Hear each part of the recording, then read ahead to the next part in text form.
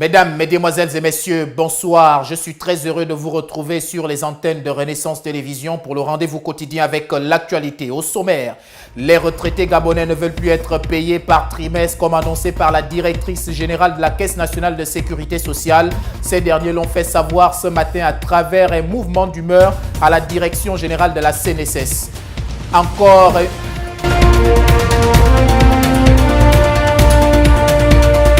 En politique, encore une vague de démission du côté de l'Union du peuple gabonais. Une dizaine de militants a claqué la porte de cette formation politique de l'opposition gabonaise ce matin pour rallier les rangs des sociodémocrates gabonais. Voilà pour l'ossature, le condensé, le fil d'Ariane de votre édition d'information, l'économie de l'actualité, dans un instant. Mesdames, Mesdemoiselles et Messieurs, une fois de plus, bonsoir et excellent confort d'écoute à toutes et à tous. C'est chaud sur le front social au Gabon avec le collectif des retraités des secteurs privés et parapublics qui a lancé un mouvement d'humeur ce matin à Libreville. La mesure qui consiste à ramener le paiement des pensions vieillesse au trimestre fait monter la colère de ces personnes du troisième âge. Gaël Boubouagno-Lenga, les images sont de Sephora au Gwenkero. La tension était très haute ce matin à la direction générale de la Caisse nationale de sécurité sociale à Libreville et pour cause, le collectif des retraités des secteurs privés et parapublics a tenu un sitting pour protester contre la mesure consistant à ramener le paiement des pensions de vieillesse par trimestre, conformément à l'article 100 alinéa 2 du Code de sécurité sociale datant de l'année 1975. Pas d'accord, disent les retraités.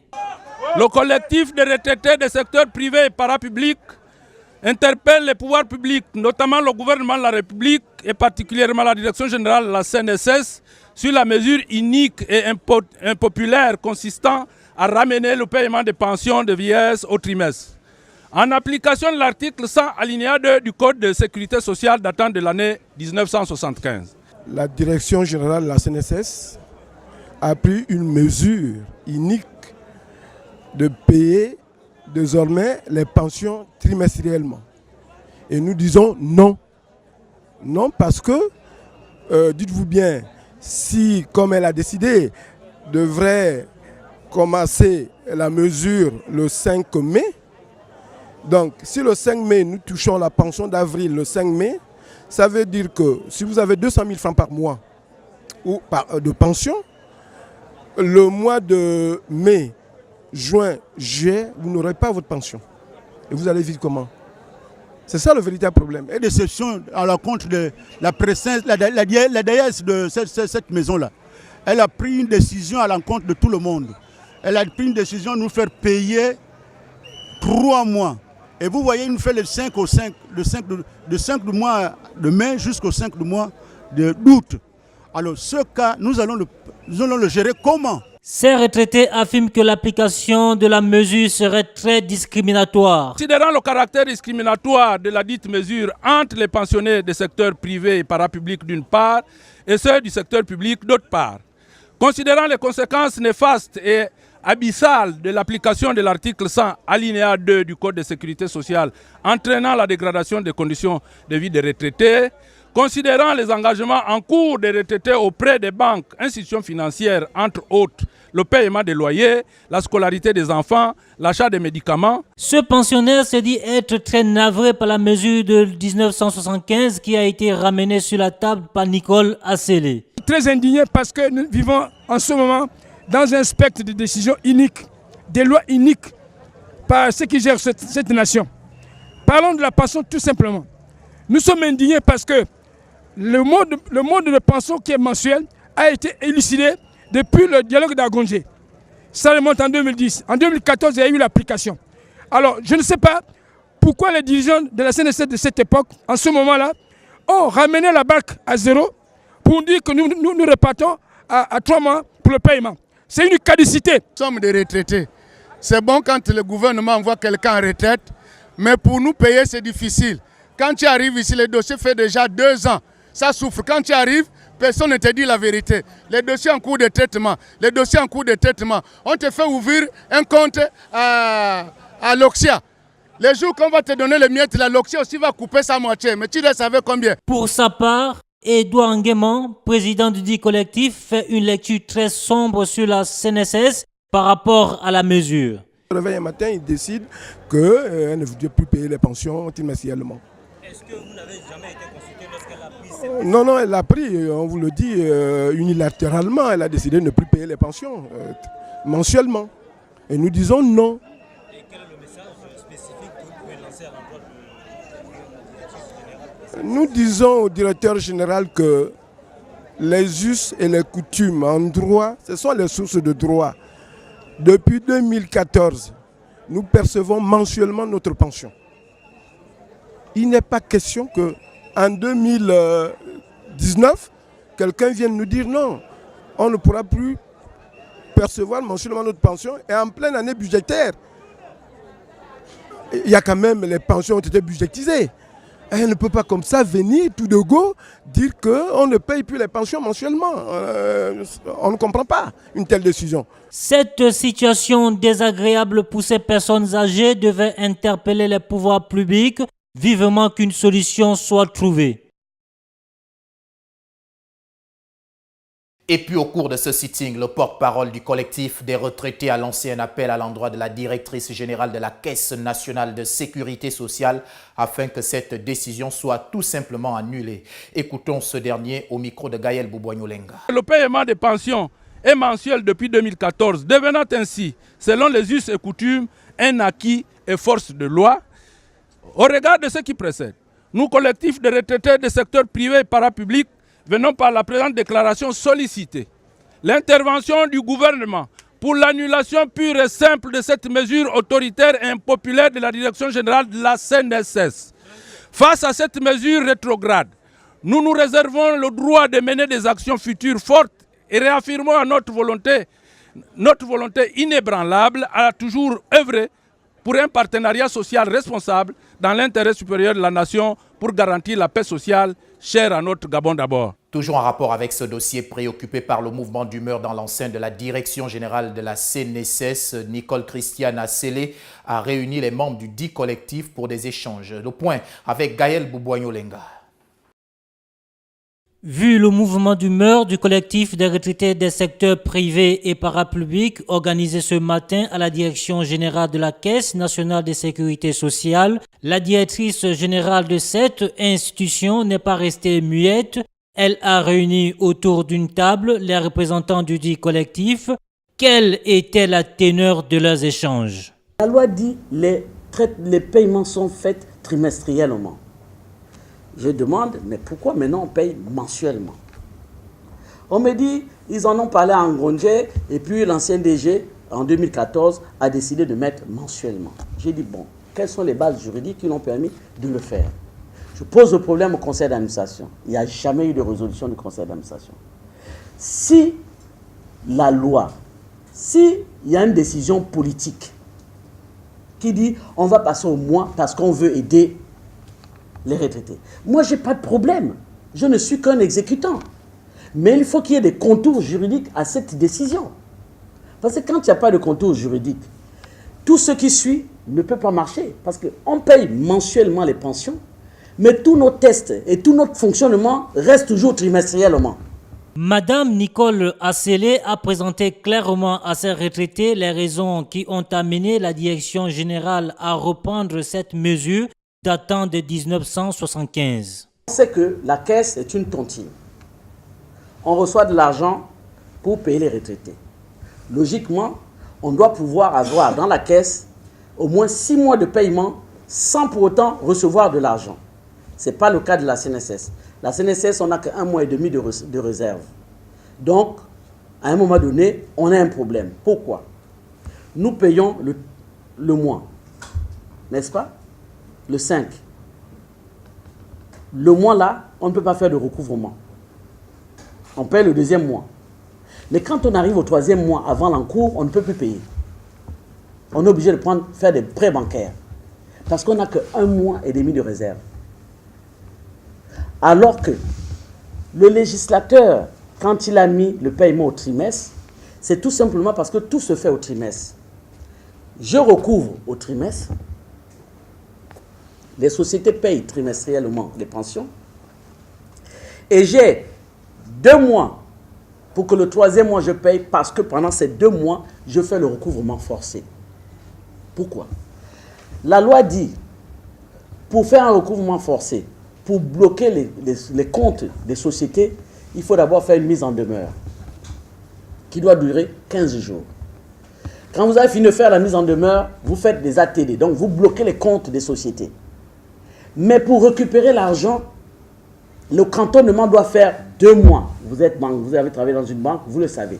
Donc, j'ai 2 mois et demi pour récupérer tout l'argent qui n'est pas rentré, pour pouvoir payer. Au sortir de la rencontre avec la directrice générale de la CNSS, le président du collectif des retraités s'est exprimé. Nous avons longuement échangé et nous lui avons dit ce que nous pensons de la mesure qu'elle a prise, qui consiste à payer désormais trimestriellement les pensions.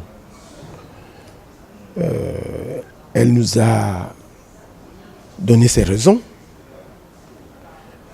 Nous lui avons donné les nôtres, mais nous disons toujours que nous voulons que les pensions soient payées toujours mensuellement. Et elle a dit qu'elle applique la loi. Nous, on lui a dit, c'est vrai, mais ça fait depuis 2014 que nous percevons notre pension mensuellement. Or, les us et coutumes, c'est une source de droit. Ce sont les sources de droit. Vous ne pouvez pas dire qu'aujourd'hui, parce qu'il y a une loi qui est vieillotte, qui date de 1975, que vous décidez d'appliquer désormais, alors que, vous savez, toute loi, plus elle vieillit, plus elle fait plus de mal. Donc il faut l'adapter. Elle a dit que ce n'est pas elle qui prend les lois. Il va falloir que nous nous rapprochions du gouvernement. La charge est revenue aux représentants des retraités de la Caisse nationale de sécurité sociale d'aller faire un compte rendu digne de ce nom à leurs camarades. Affaire à suivre. En poursuivant les échanges avec les membres du collectif, la directrice générale de la Caisse nationale de sécurité sociale a longuement expliqué aux retraités le bien fondé de cette décision. Écoutons Nicole Christiane Assele Dabani au micro de Gaël Boubouagnolenga. Et quand je suis arrivé, on a discuté à la Chambre du commerce pour pouvoir revoir les paramétrages et revoir les pensions. Jusqu'aujourd'hui, c'est sur la table des législateurs. On attend qu'on promulgue la loi qui devait commencer depuis janvier 2019. Et là, ce n'est pas la faute de la direction de la CNSS. C'est le législateur.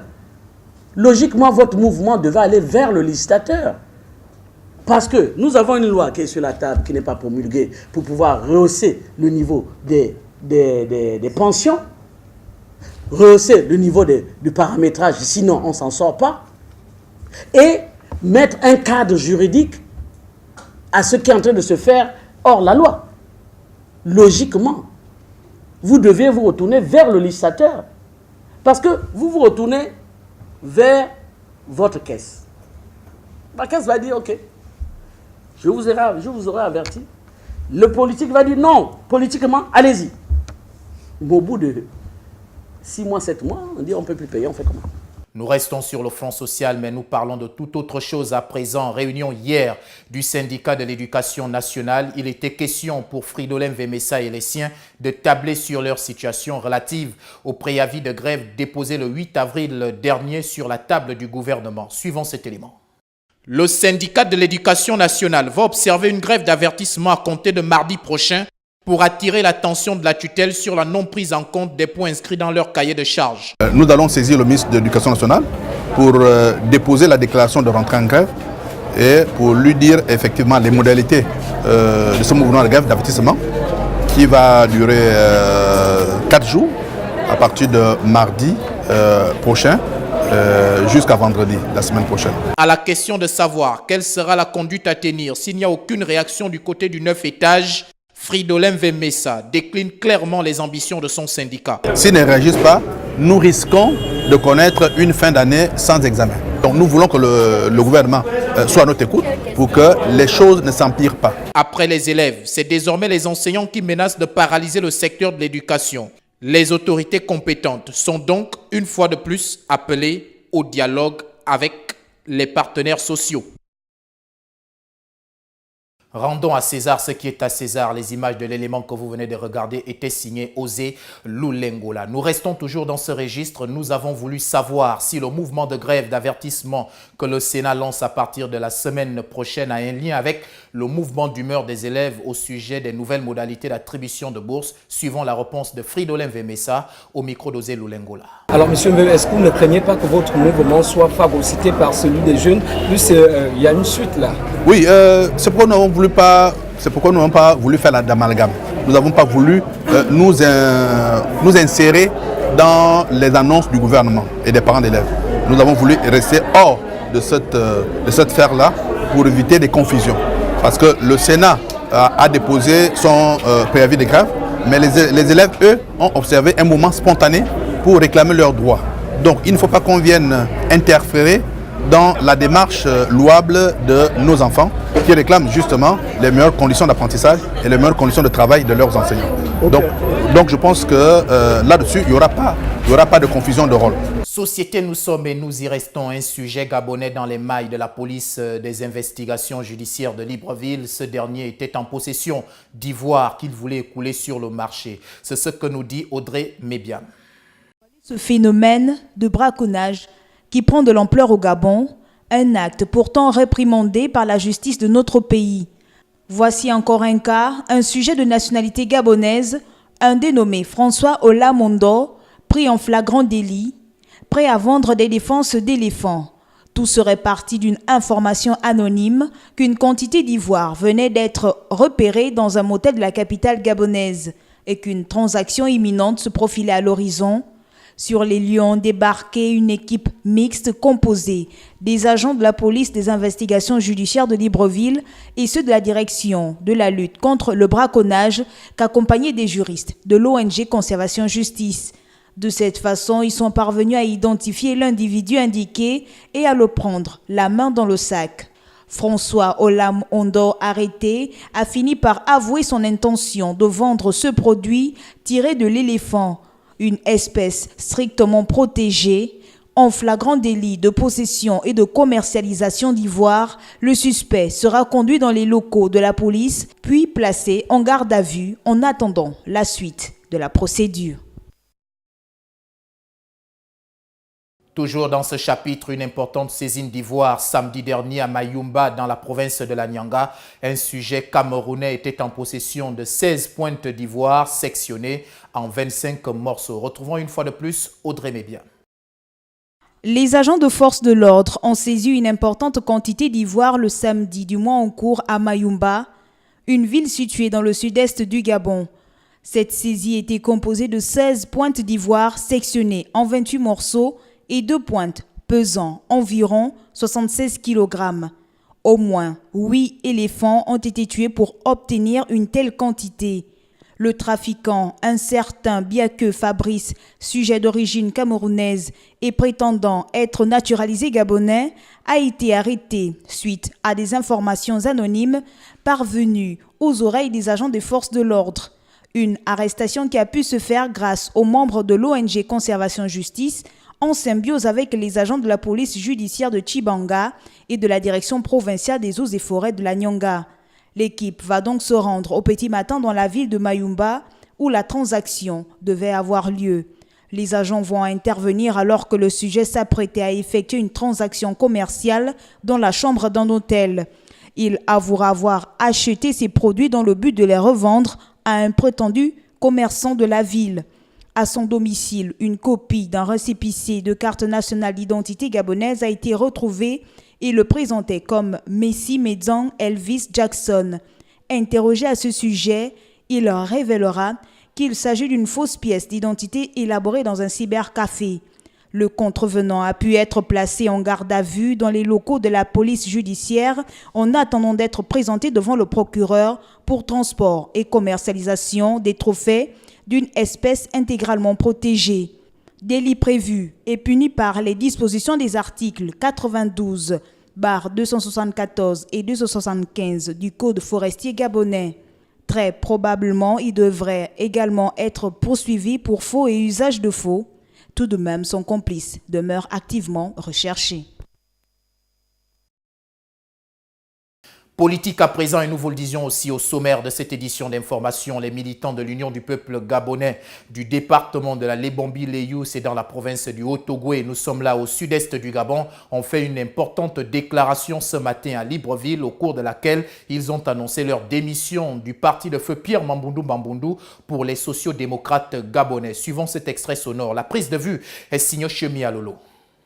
Nous, Idriss Wana, membre du secrétariat exécutif, ancien candidat aux élections législatives du 6 octobre 2018. Ikania Jérémy, membre fédéral départemental de la Lébombi-Léyou. Nzamba Euphrasie, membre. Kanja Hervé, membre. Ngamasaga Eloge, membre communal Mounana. Nyama Steve, membre. Mbioko Luc Hervé, membre communal Mwanda. Bundama Giro, membre. Nzundu Régis, membre. Ndinji Fiak, membre. Ota Patricia, membre. Obanga Guénol, membre. Massamba Cédric, membre. Oyugu Karl, membre. Matobo Hervé, membre. Ikabanga Edgar, membre. Bisebisebi Jean-Pierre, membre. Owouma Kassiele Jérôme, membre. Ngoma Fabrice, membre. Ngoma Staël, membre. Tous militants de l'Union du peuple gabonais, ressortissants du département de la Lébombi-Léyou, présentons solennellement ce jour notre démission pour rallier les rangs des sociodémocrates gabonais. Formation politique dont les idéaux progressistes cadrent avec nos aspirations profondes et les attentes des populations qui aspirent à un meilleur vivre ensemble. Réaffirmons notre profond attachement aux valeurs de liberté et de démocratie, ainsi qu'au développement de notre contrée. Sport à présent, football. Les Panthères du Gabon sont toujours à la recherche d'un entraîneur. Après l'appel à candidature lancé par la Fédération gabonaise de football, plusieurs techniciens étrangers se bousculent pour conduire l'équipe nationale du Gabon vers de nouveaux challenges. Les différents profils des postulants dans cet élément que je vous invite à regarder. Après l'ancien international gabonais Valérie Ondo-Ebe qui postule à la fonction de directeur technique national, l'appel à candidature lancé par la Fédération gabonaise de football en vue du recrutement du sélectionneur national suscite la convoitise des entraîneurs étrangers. D'abord, Patrice Carteron, âgé de 48 ans, l'homme à tour entraîné le Raja Club Athlétique du Maroc, Al Nasser de Riyad et le Wadi Degla d'Égypte. Il fut champion d'Afrique des clubs avec le tout-puissant Mazembe de la République démocratique du Congo. Au niveau des sélections nationales, il a porté le Mali en quart de finale de la Coupe d'Afrique des Nations en 2015 en Guinée équatoriale. Ensuite, Roland Courbis, 66 ans. Il a entraîné le Stade Rennais, Montpellier et le club de l'Union sportive de Médina d'Alger, ainsi que les Lions indomptables du Cameroun voisin.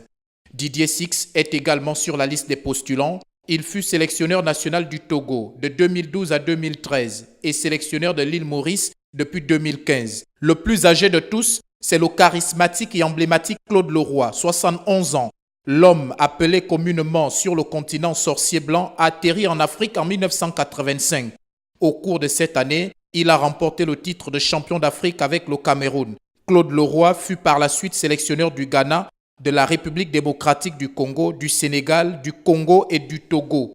Tous ces profils permettront de déceler la perle rare qui permettra à notre équipe nationale de redorer son blason terni par les piètres prestations de ces derniers temps.